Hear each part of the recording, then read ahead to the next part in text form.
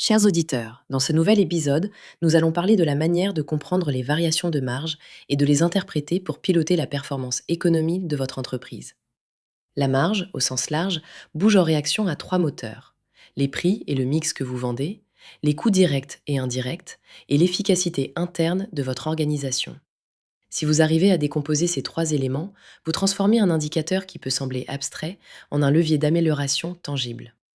Pour illustrer, prenons l'exemple d'une PME qui observe une baisse de marge.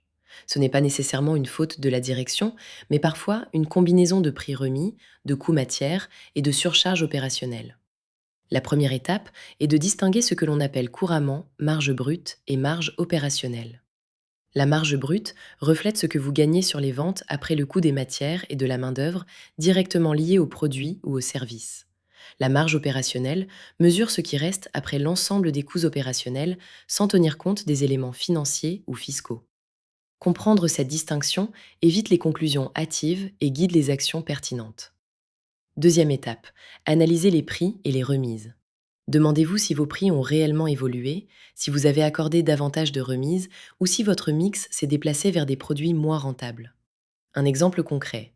Une société du bâtiment pensait que les matériaux faisaient redescendre sa marge, mais en creusant, elle découvre que des rabais accordés par les conducteurs de travaux ont accéléré les signatures et gonflé le chiffre d'affaires sans maintenir les marges.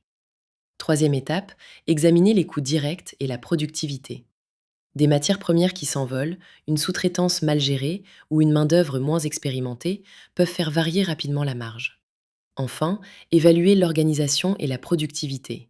Une équipe débordée produit moins vite et une mauvaise planification engendre des heures supplémentaires et des erreurs coûteuses. Dans cet épisode, nous verrons aussi les écueils fréquents et les bonnes pratiques pour aller plus loin. Ne pas se contenter du pourcentage de marge, comparer les périodes équivalentes, suivre le mix produit et documenter les écarts et les décisions. À la fin, vous aurez une démarche simple, concrète et directement exploitable pour piloter vos marges et renforcer la valeur de votre entreprise. Pour aller plus loin, partagez cet épisode, abonnez-vous et découvrez le blog Scale to Sell pour des outils et des exemples pratiques.